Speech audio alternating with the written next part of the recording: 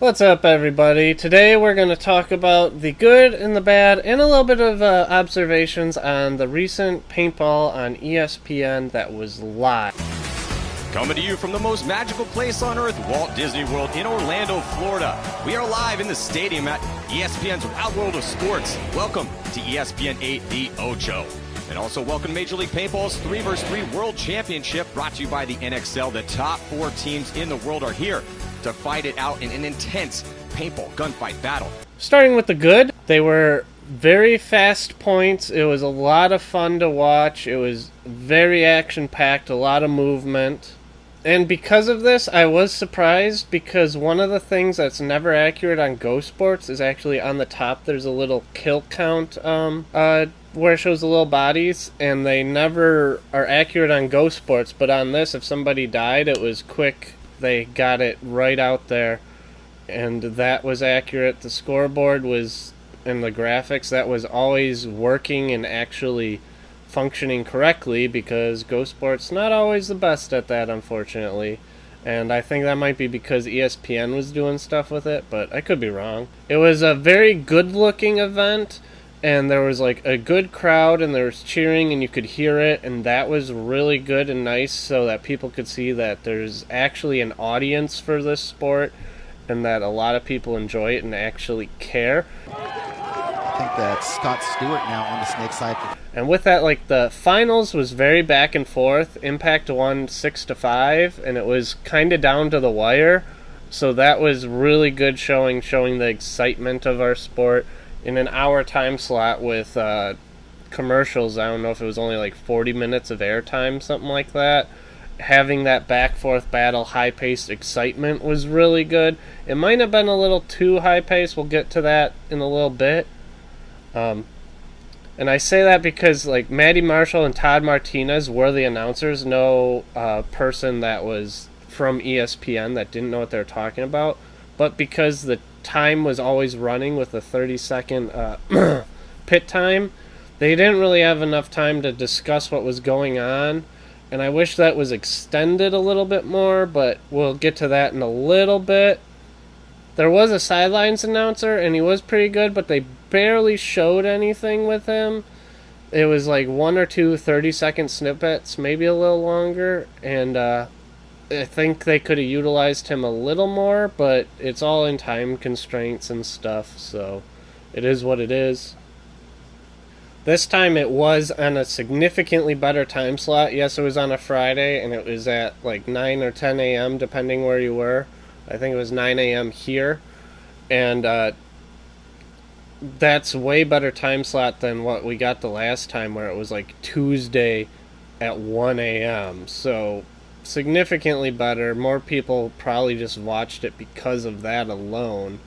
So thank God that it got a better time slot to get more eyes on it. And it was just nicer because I didn't have to stay up till 1 a.m. just to watch the thing. They did team profiles before every match, and that was really nice to show like the difference with the paintball culture and the paintball world a little bit, showing like Paintball Fit is a homegrown team, but Dynasty's the winningest team ever and has been around for a while. And basically, and they had Russia, so and Edmonton Impact, so it was showing that it's a very much a international sport, not just USA based, and that's really awesome. I liked how they did it. I wish they could have done more time for everything, and I'm gonna say that through this whole thing. I wish there was more time, but there simply wasn't, unfortunately. But that's okay. It was a very good-looking event. They used a really nice overhead shot for most of the event, and they used like some bright neon paint so that you could actually see the paint.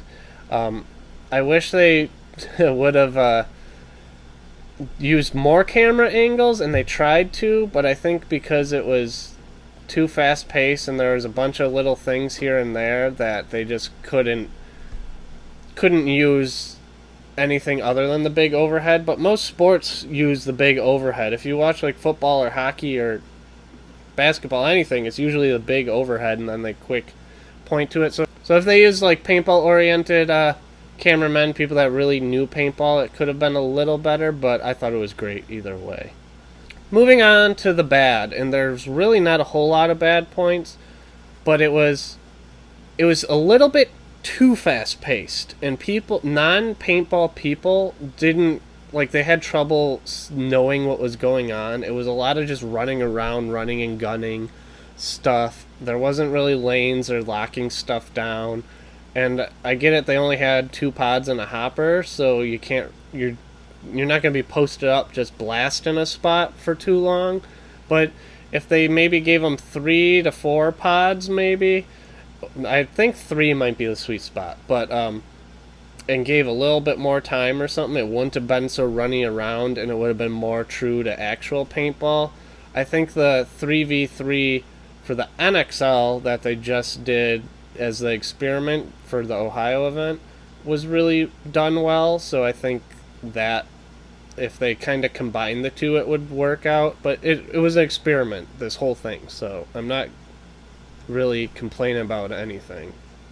One other bad thing that I thought was bad, but it's not really a big deal, was that the trophy ceremony at the end was cut short. It was kind of just, they were huddled, and it was just, here's a trophy, and it was like 10 seconds, and that was it. It was, I mean, it's no big deal, but if you're trying to make it like a world championship, oh, you won this event, it'd be nicer to give it a little more time, but I know there's time constraints and everything. The only other bad thing that I said, and I've kind of already said it, is that since it was so fast-paced, the announcers couldn't really explain stuff, or couldn't get like kind of banter back and forth, stuff like that you see in traditional sports.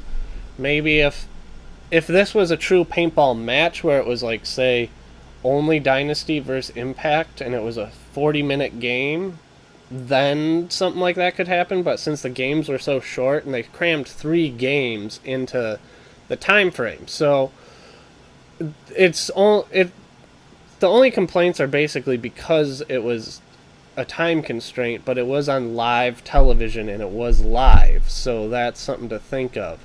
So it's not a big deal, but that's where more time, or better, more episodes even maybe, would have made it nicer. But you get what you get, like, you gotta take what you can get, so that's where we are. And then kind of just some general observations about this event, and not necessarily good or bad, but it was a small field and it was pretty open. I kind of wish that they would have just used a full-size field, like how the NXL, the 3-man experiment thing was, but it wasn't that bad. It's just, if you want it to be a little more like traditional paintball, it just needs to be a little bigger, slow stuff down just a little bit. It doesn't have to be crazy. But, yeah, just make the field a little bigger maybe. And then I guess because, like, it was on a baseball diamond, you could see it. The other thing is, like, the field isn't completely even. Like, sometimes you'll be on dirt, sometimes you'll be on grass. So that's a little odd and not usual with our sport, but I didn't see it as necessarily a bad thing, because, like, one of the baselines was the Dorito side, one of the baselines was the snake side, so it kind of, like, illustrated it a little bit, I think, but that's just me kind of spitballing and throwing. So it was a very aggressive game. There wasn't a lot of locking stuff down. It was very fast-paced, and it was kind of more like Call of Duty-like, where you just run around and shoot each other, which is okay. It's a very aggressive, action-packed game, and I'm just going to keep saying it. I wish it was a little slower, make it more traditional. Doesn't have to be much, just a little bit. And then one of the things was that there was a halftime period, but it was only for the finals, and I know that's because of time as well, but I wish they would have maybe not done a halftime, so that it could have gave more time for other things, like talking about the sport in general, and maybe more announcer time, stuff like that. So just little tweaks here and there, or have every game have a halftime, but then it would have, stretched stuff out to where it would have went over time limit. So it's working with the TV industry, I have no experience whatsoever, but I gotta imagine you're kind of just doing what they tell you to do. And yeah. So off the top of my head, I believe it was Impact beat Fit, and then Dynasty beat Russian Legion, or maybe it was Red Legion. They always change their names. People still call them the Russians. And then Impact beat Dynasty 6-5 at the end. So overall, I really enjoyed this, and there's some little tweaks that I've already talked about, but I thought this was a much better showing than the last year's ESPN on TV thing. It was live. It had much more action. Yes, the last one had like post edit where everybody had GoPros on their head and stuff like that. So there was good with that, but overall I liked it. Let me know what you guys think, and I'll catch you next time. Pushing full throttle, max speed around 70 miles per hour. 100 years of Goodyear blimp flying history comes down to 3 dashing dirigibles barreling towards that finish line. And Wingfoot, won by a nose cone, takes the victory. With Wingfoot 2 and 3 crossing the finish line together, did you